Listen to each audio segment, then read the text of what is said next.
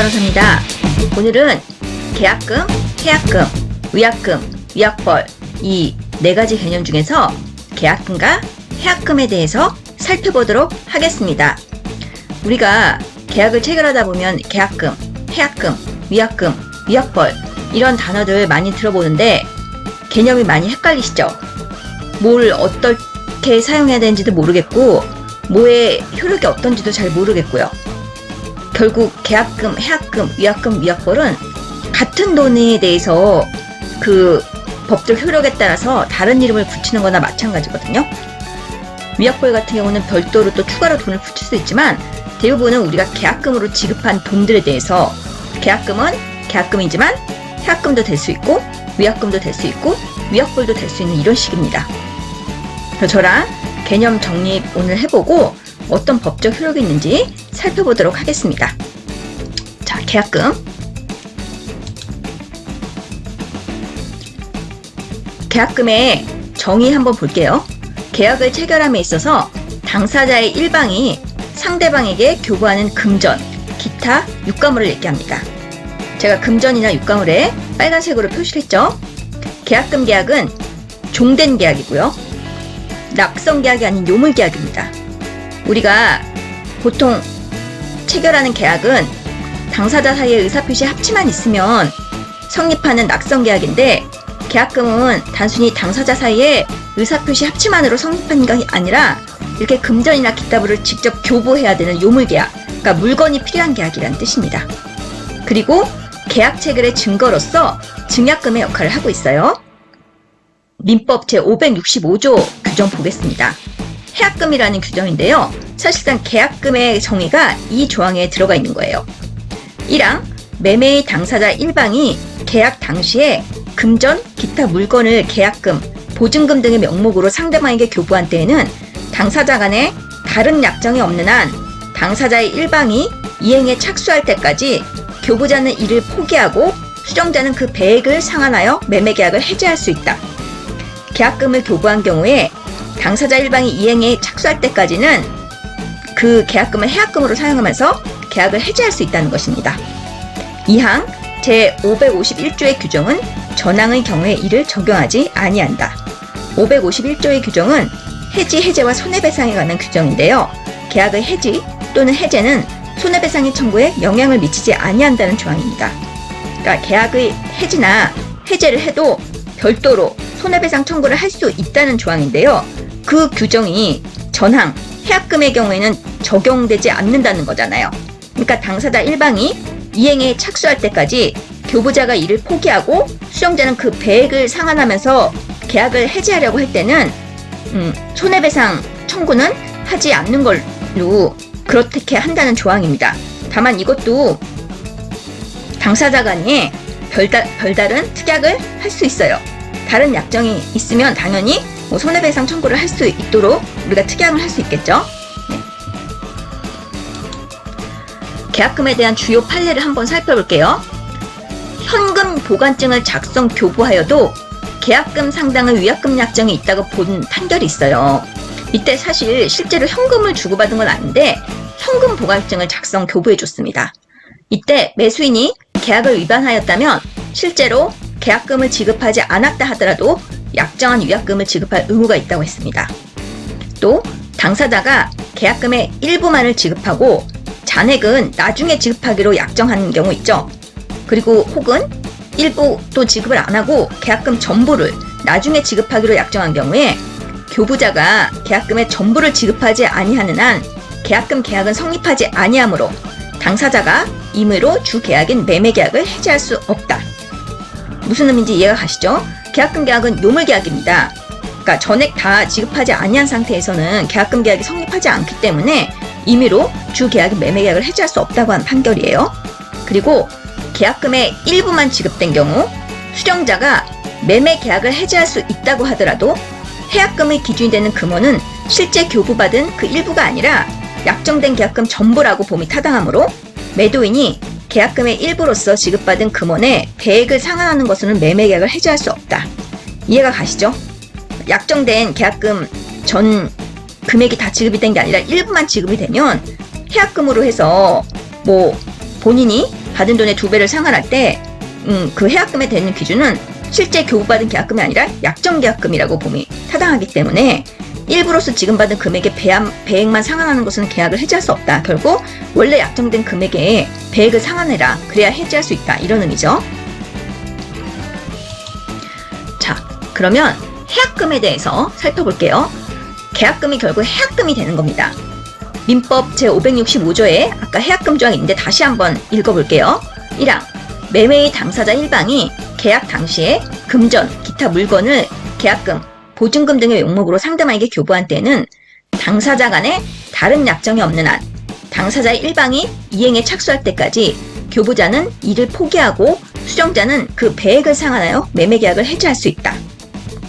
여기서 제가 아까와 다르게 당사자 간에 다른 약정이 없는 한 여기에 빨간색으로 표시했어요. 당사자 간에 다른 약정을 할 수 있다는 의미겠죠. 그러면 2항 살펴볼게요. 제551조의 규정은 전항의 경우에 이를 적용하지 아니한다. 551조는 해지와 손해배상 규정으로 계약의 해지 또는 해제는 손해배상의 청구에 영향을 미치지 아니한다는 조항입니다. 원래 해제를 해도 별도로 손해배상을 청구할 수 있는데 이렇게 계약금이 해약금으로 사용되어서 교부자가 이를 포기하고 수정자는 그 배액을 상환하여 매매계약을 해지할 때는 별도로 손해배상은 청구하지 않는다는 그런 규정인데요. 이것은 제가 아까 말씀드린 바와 같이 당사자 간에 다른 약정을 할 수 있습니다. 우리 민법은 당사자 간에 특약이 없는 한 계약금을 해약금으로 추정하고 있어요. 이 조항 때문이죠. 그 민법에 이렇게 근거 규정이 있습니다. 따라서 당사자 간에 다른 특약을 할 수 있는데 보통 이 해약금 조항이 우리가 흔히 쓰고 있는 한국공인중개사협회에서 배포하고 있는 매매계약서에 그러니까 부동문자로 아예 들어가 있어요. 조항이. 그렇기 때문에 보통 계약금을 다 이렇게 해약금으로 추정하고 있습니다. 해약금에 대한 주요 판례를 살펴보도록 하겠습니다. 1방이 이행에 착수하기 전까지만 해약을 할 수 있고 이는 중도금의 이행을 의미합니다. 우리 판례는 매수인이 중도금의 일부를 이행한 경우에도 이행의 착수로 보고 있어요. 그리고 중도금을 미리 지급한 경우에도 당사자가 채무의 이행기 전에 착수하지 아니하기로 하는 특약을 하는 등 특별한 사정이 없는 한 1방이 이행기 전에 중도금 이행에 착수할 수 있습니다. 결국 이게 무슨 얘기냐면 중도금을 미리 지급하는 경우 있죠. 그러니까 원래 약정된 기일이 있는데 중도금을 그 날짜보다도 빨리 지급을 하는 거예요. 그런 경우에도 당사자가 채무의 이행기 전에 착수하지 아니하기로 하는 특약을 하는 등 특별한 사정이 없는 한 그러니까 그 기일 이전에는 지급하면 안 된다 이런 특약을 하지 않는 한은 이행기 전에 중도금 이행에 착수할 수 있다는 그런 판례입니다. 그럼 결국 중도금 이행기 전에라도 중도금 이행에 착수하면 돈을 받은 매도인은 매매계약을 해지할 수 없는 거예요. 그래서 매도인의 기한의 이익을 보호하기 위해서라도 기일 전에는 중도금 혹은 잔금을 지급하지 않기로 특약을 하는 것이 분쟁을 예방하는 데 도움이 될 수 있습니다. 이런 부분은 계약하실 때 꼭 잘 체크를 하셨으면 좋겠습니다. 그리고 대법원 1993년 1월 19일 선고 9-31323 판결 한번 살펴보도록 할게요.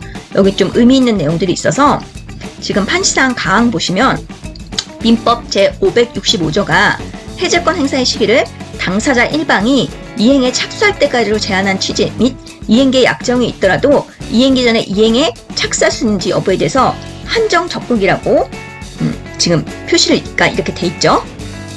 요거는 이따가 좀 길게 다시 판결 요지에서 살펴볼게요. 그리고 나항에 보시면 매도인이 민법 제565조에 의하여 계약 해제 의사표시라고 일정한 기한까지 해약금의 수정을 최고하며 기한을 넘기면 공탁하겠다고 통지한 경우 매수인이 매도인의 계약 해제권을 소멸시키기에 이행기 전에 이행에 착수할 수 있는지 여부는 소극이라고 그러니까 안 된다고 했어요.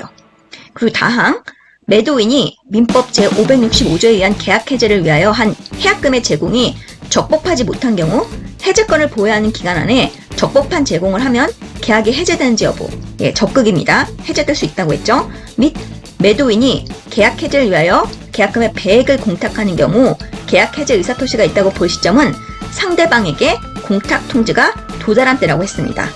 판결 요지 보면서 좀 더 자세히 살펴보겠습니다. 자, 민법 제565조 해약금 조항이죠.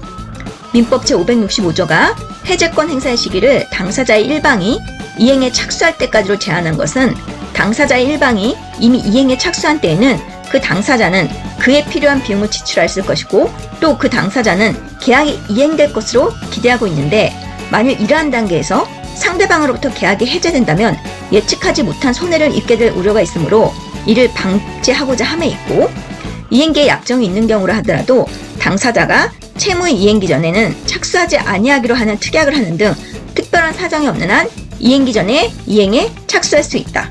그러니까 중도금 기일 전에라도 중도금을 지급할 수 있다는 의미입니다. 나항 매도인이 민법 제565조에 의하여 계약을 해지한다는 의사표시를 하고 일정한 기한까지 해약금의 수령을 최고하며 기한을 넘기면 공탁하겠다고 통지를 한 이상 중도금 지급 기일은 매도인을 위하여서도 기한의 이익이 있다고 보는 것이 옳고 따라서 이 경우에는 매수인이 이행기 전에 이행에 착수할 수 없는 특별한 사정이 있는 경우에 해당하여 매수인은 매도인의 의사에 반하여 이행할 수 없다고 보는 것이 옳으며 매수인이 이행기 전에 더욱이 매도인이 정한 해약금 수령기한 이전에 일방적으로 이행에 착수하였다고 해도 매도인의 계약 해지권 행사에 영향을 미칠 수 없다.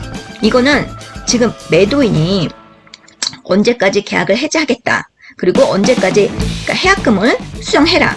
아니면 그 기한을 넘기면 우리가 공탁하겠다 이런 통지를 미리 한 거예요.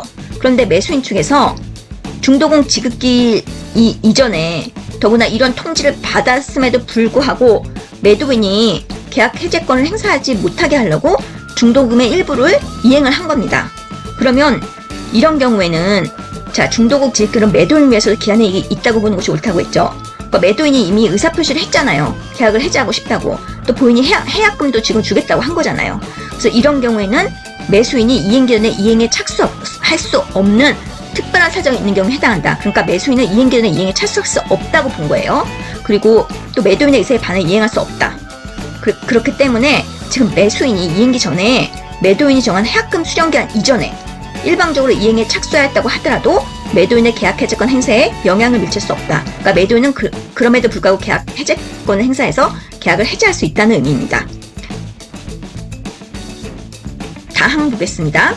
매도인이 민법 제565조에 의하여 계약을 해지하고자 하는 경우에는 계약금의 배액을 제공하고 하여야 할 것이나 이 해약금의 제공이 적법하지 못하다면 해제권을 보유하고 있는 기간 안에 적법한 제공을 한 때에 계약이 해제된다고 볼 것이고 이 문장은 어려운 게 없죠.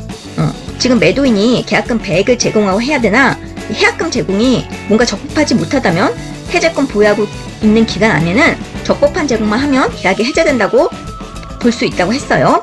그 다음에 그 다음 문장이 좀 중요한데 또 매도인이 계약을 해지하기 위하여 계약금의 배액을 공탁하는 경우 공탁 원인 사실에 계약 해제 의사가 포함되어 있다고 할 것이므로 상대방에게 공탁 통지가 도달한 때에 계약 해제 의사 표시가 있었다고 보는 것이 옳다.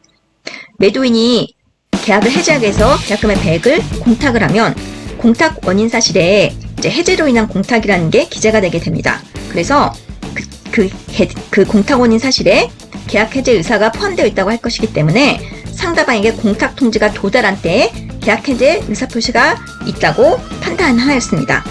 우리 민법은 도달주의를 채택하고 있기 때문에요. 이런 식으로 계약 해제 의사 표시가 상대방에게 도달하는 것이 매우 중요합니다. 대법원 9이다 3.3 판결 어떠세요? 이해가 좀 되시나요? 그러니까 판례도 혼자서 읽으면 좀 어렵잖아요. 잘 안 읽히고.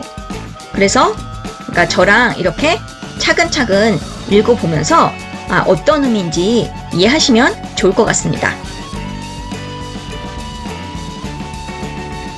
다음 시간에는 위약금과 위약벌에 대해서 살펴보도록 하겠습니다. 좋아요, 구독 눌러주시면 저에게 많은 힘이 됩니다. 오늘 방송 시청해주셔서 진심으로 감사드립니다. 다음 시간에 또 뵐게요.